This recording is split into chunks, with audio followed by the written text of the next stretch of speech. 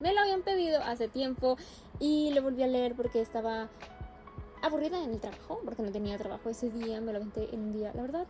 Así que vamos a hablar de El diario de Ana Frank, obviamente escrito por Ana Frank. ¿De qué trata? Ok, voy a asumir que no vives bajo una piedra, pero aún así lo voy a decir porque pues protocolo, ¿ok? El diario de Ana Frank es el diario personal de Anneliese Marie Frank, una niña judía que en el contexto histórico de la Segunda Guerra Mundial tiene que esconderse de los nazis, quienes estaban implementando su estrategia de la solución final y de la deportación masiva a campos de concentración a los judíos y otras personas, pero principalmente judíos.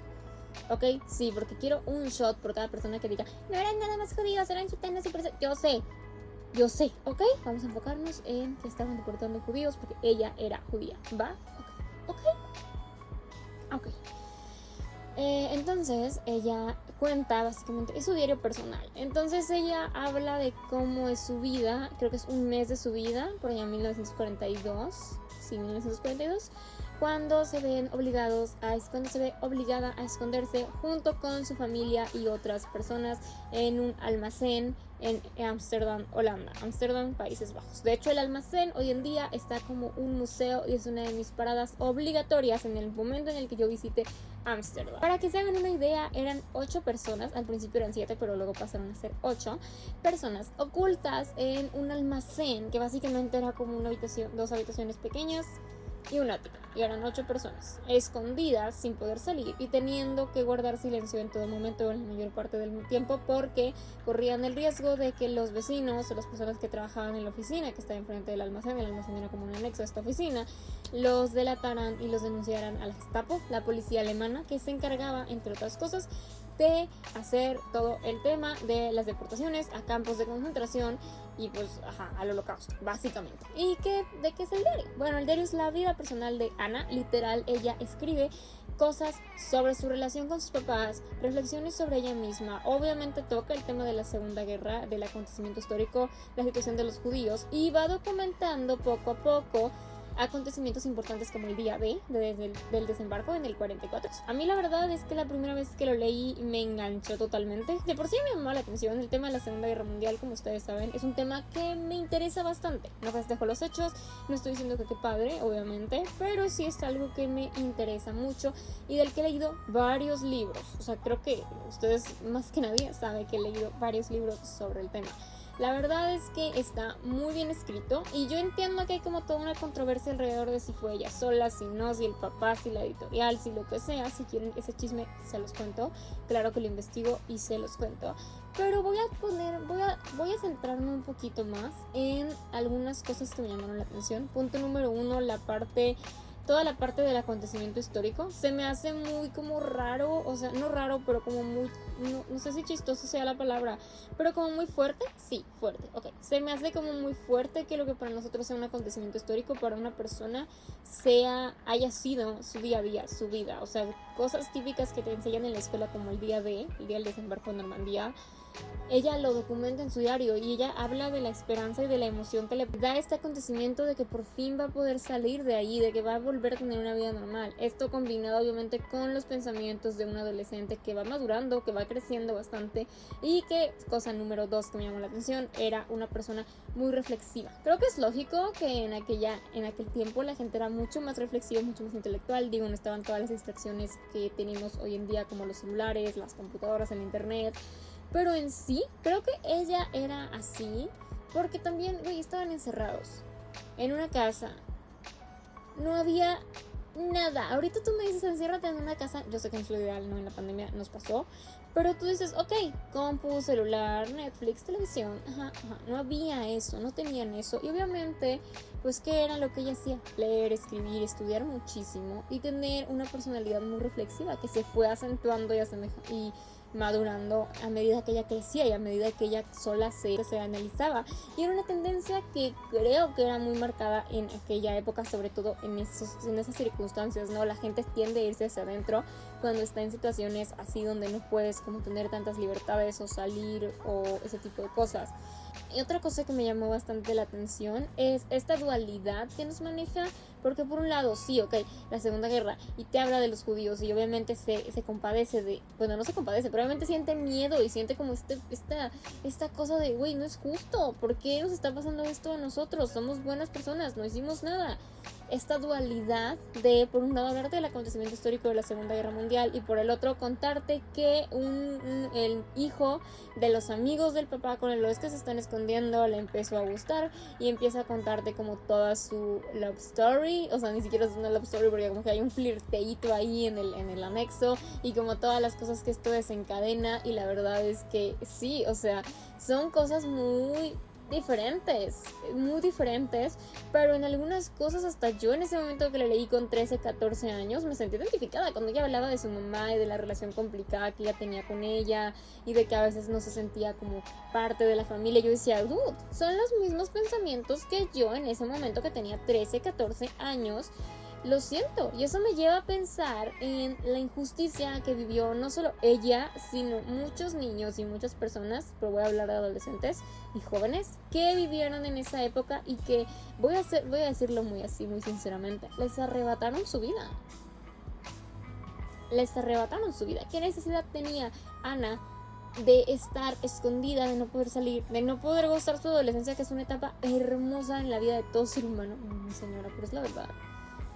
Y estar preocupada por si va a tener que comer al día siguiente, de si los van a descubrir y qué les van a hacer, de estar preocupada por sus amigos y por el resto de su familia porque están allá afuera y los pueden atrapar y mandar a los campos de concentración. Siento que es muy fuerte cuando le pones nombre a una historia, porque sí, obviamente todos conocemos muchísimo, o más o menos, del tema de la Segunda Guerra Mundial, es obvio. O sea, aunque no hayas leído un solo libro en tu vida, tienes idea del contexto histórico, tienes idea del Holocausto, sabes qué fue, al menos, ¿ok?